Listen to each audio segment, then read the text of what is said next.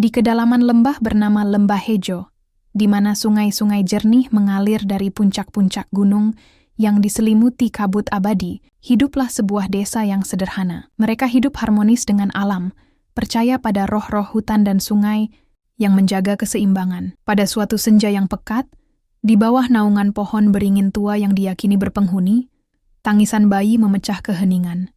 Namun itu bukan tangisan sukacita semata. Ibu Siti, seorang perempuan berhati lembut dengan tangan yang cekatan dalam meracik jamu, melahirkan putranya yang pertama. Ayah Budi, seorang petani ulet dengan kulit gelap terbakar matahari, menunggui di sampingnya dengan napas tertahan. Desa ini jarang sekali memiliki kelahiran yang sulit. Namun kali ini, ada sesuatu yang berbeda. Ketika sang bayi akhirnya lahir, bidan desa, Mbah Darmi, yang sudah melihat ribuan kelahiran, terdiam. Wajahnya pucat pasi. "Mbah Darmi, ada apa?" tanya Ayah Budi. Suaranya tercekat. Perlahan, Mbah Darmi menyingkap kain yang menutupi bagian bawah tubuh bayi. Di sana, alih-alih kaki manusia yang mungil dan lembut, terlihatlah sepasang kaki kambing yang berselimut bulu halus berwarna coklat muda, lengkap dengan kuku kecil yang runcing. Ada semburat kepanikan di mata Mbah Darmi, namun ia berusaha mengendalikannya. Ibu Siti yang masih lemah meraih bayinya. Matanya membelalak kaget saat melihat keunikan putranya. Namun naluri keibuannya lebih kuat dari rasa takut. Ia mendekap erat bayi itu ke dadanya, merasakan detak jantung kecilnya. "Namanya Joko," bisiknya lirih, seolah memberikan janji untuk melindungi putra kecilnya dari dunia yang mungkin akan menghakiminya. Kabar mengenai kelahiran Joko menyebar bagai bisikan angin di antara dedaunan. Penduduk desa Lembah Hejo yang menjunjung tinggi tradisi dan pantangan segera diliputi rasa cemas. Beberapa orang menyebutnya kutukan dari hutan, hukuman atas dosa yang tidak diketahui. Yang lain berbisik bahwa ia adalah titisan roh penunggu gunung, pertanda akan datangnya peristiwa besar. Ada pula yang menyarankan agar Joko diasingkan, khawatir keanehannya akan membawa kemalangan bagi seluruh desa. Mbah Kromo, tetua adat desa, dengan rambut putih panjang dan tatapan mata yang dalam, adalah satu-satunya yang tidak menunjukkan ketakutan. Ia mendekati rumah Ayah Budi dan Ibu Siti, membawa persembahan sederhana. "Setiap makhluk yang lahir adalah anugerah," ucap Mbah Kromo dengan suara serak namun tegas. "Kita tidak bisa menghakimi ciptaan sebelum kita memahami tujuannya." Meskipun kata-kata Mbah Kromo sedikit meredakan ketegangan, Joko tumbuh besar dalam bayang-bayang bisikan. Anak-anak lain pada awalnya menjauhi, memanggilnya dengan julukan aneh. Namun Joko, dengan kepribadiannya yang ceria dan penuh rasa ingin tahu, tidak membiarkan hal itu melunturkan semangatnya. Ia belajar berjalan dengan cara yang unik, sedikit membungkuk dan mengandalkan kelenturan pergelangan kakinya. Kakinya tidak membuatnya canggung, justru memberinya kekuatan dan kecepatan yang luar biasa. Ia bisa melompat lebih tinggi, berlari lebih cepat di medan terjal, dan menyeimbangkan diri dengan sempurna di bebatuan licin. Kakinya adalah bagian dari dirinya, sama alaminya dengan napasnya. Ayah Budi dan Ibu Siti, meskipun hati mereka sering berdenyut nyeri mendengar bisikan-bisikan, tetap berdiri teguh melindungi Joko. Mereka mengajarinya untuk mencintai dirinya sendiri, untuk memahami bahwa keunikan adalah sebuah keistimewaan.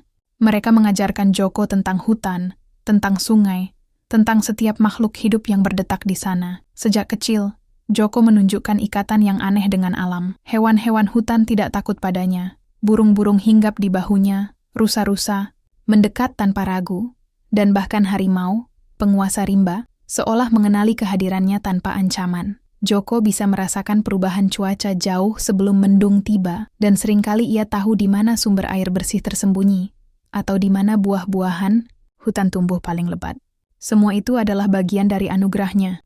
Tahun-tahun berlalu, dan Joko tumbuh menjadi seorang pemuda. Keunikan kakinya bukan lagi menjadi sumber bisikan sinis, melainkan kekaguman. Ia adalah yang tercepat dan terkuat di antara teman-temannya saat menjelajahi hutan. Kaki kambingnya yang kokoh dan gesit memungkinkannya melompati jurang kecil, mendaki tebing curam, dan melintasi sungai berbatu tanpa kesulitan. Anak-anak desa lainnya kini justru mengikutinya dalam setiap petualangan.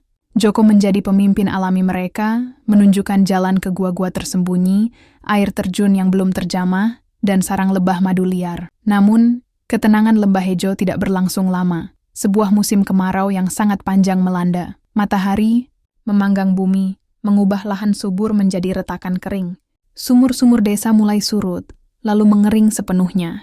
Sungai yang dulu mengalir deras kini hanya menyisakan kerikil. Tanaman-tanaman layu, hewan-hewan ternak merana. Kepanikan mulai menjalar di antara penduduk. Bahan makanan menipis dan penyakit mulai muncul. Para tetua adat, termasuk Mbah Kromo, berkumpul setiap hari di balai desa, mencoba mencari solusi. Mereka melakukan upacara persembahan, memanjatkan doa-doa kepada roh hutan dan sungai, namun hujan tak kunjung tiba. Wajah-wajah di desa semakin menunjukkan keputusasaan. Joko, yang merasakan penderitaan desanya, hatinya terasa sesak. Ia menghabiskan hari-harinya di hutan, mencari-cari sumber air yang mungkin masih tersisa. Ia menggunakan indera alami yang diasah oleh kakinya, merasakan kelembaban di bawah tanah, mendengarkan gemericik air yang nyaris tak terdengar. Namun, semua usahanya sia-sia. Bahkan mata air kecil yang biasanya tak pernah kering pun kini mengering. Suatu malam, saat bulan purnama bersinar terang, Joko duduk di bawah pohon beringin tua. Ia mengingat cerita-cerita lama yang diceritakan Mbah Kromo tentang mata air kehidupan, sebuah sumber air suci yang konon tersembunyi di puncak gunung puncak langit, gunung tertinggi dan paling berbahaya di wilayah itu. Konon, mata air itu hanya akan menampakkan diri kepada mereka yang memiliki ikatan sejati dengan bumi dan hati yang murni. Banyak penduduk desa yang mencoba mencarinya di masa lalu, namun tak ada yang pernah berhasil kembali.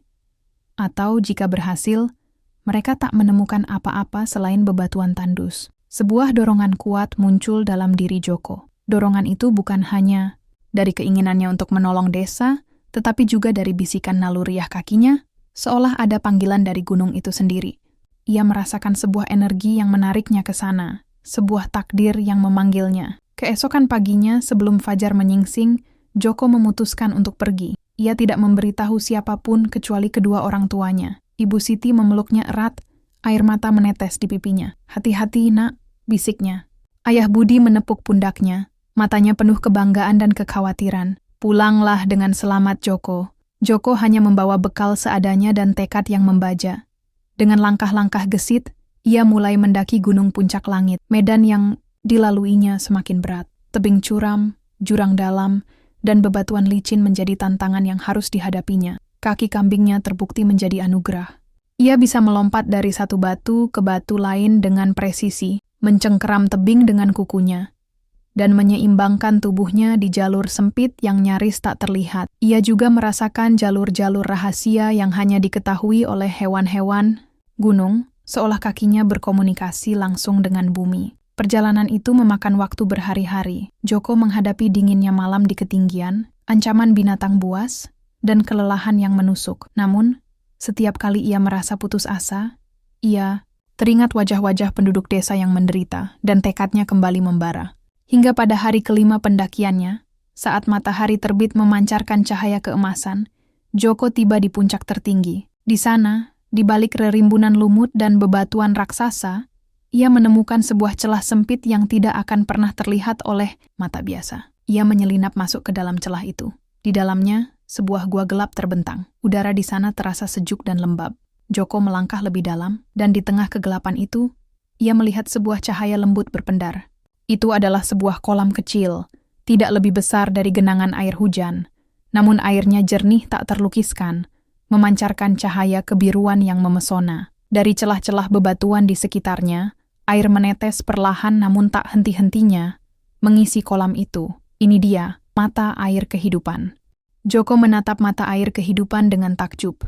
Ia merasakan energi kehidupan yang kuat memancar dari sana. Tanpa ragu, ia mengisi labu kecilnya dengan air suci itu. Meskipun labunya hanya bisa menampung sedikit air, Joko memiliki keyakinan bahwa itu akan cukup. Kekuatan mata air ini bukan terletak pada volumenya, melainkan pada esensinya. Dengan hati yang penuh harapan, Joko memulai perjalanan turun. Perjalanan pulang lebih mudah karena ia kini tahu jalurnya, dan semangatnya berlipat ganda. Ketika akhirnya ia tiba kembali di batas desa, setelah berhari-hari menghilang, penduduk desa yang lesu terkejut melihatnya.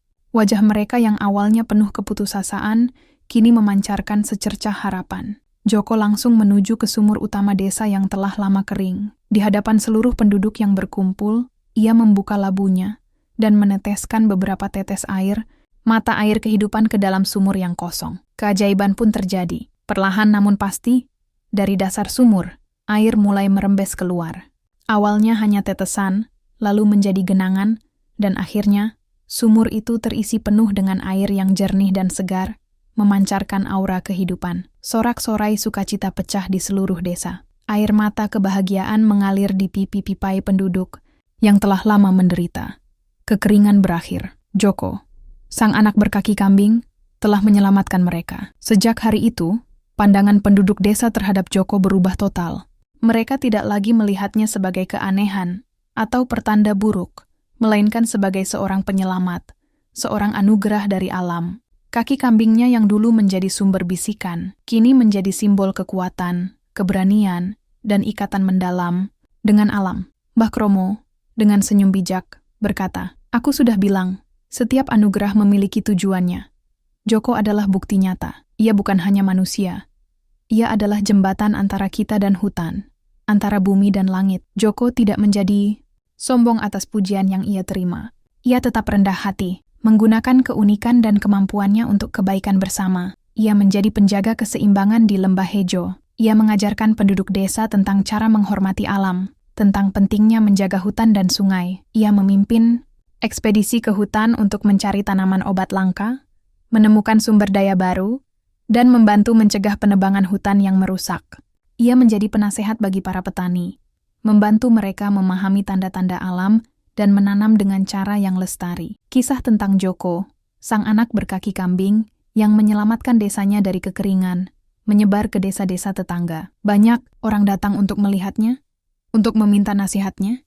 Ia menjadi legenda hidup, sebuah kisah yang diceritakan turun-temurun kepada anak-anak, bukan sebagai cerita menakutkan tentang kelainan, melainkan sebagai kisah inspiratif tentang perbedaan yang menjadi kekuatan, tentang keberanian, dan tentang bagaimana menerima diri sendiri apa adanya. Hingga akhir hayatnya, Joko hidup bahagia di Lembah Hejo, dikelilingi oleh cinta dan rasa hormat. Ia membuktikan bahwa keunikan, sekilas terlihat aneh atau berbeda, seringkali menyimpan potensi luar biasa yang menunggu untuk diungkapkan. Dan di Lembah Hejo, di mana sungai mengalir jernih dan hutan rimbun, jejak kaki kambing Joko tetap menjadi simbol harapan dan harmoni antara manusia dan alam.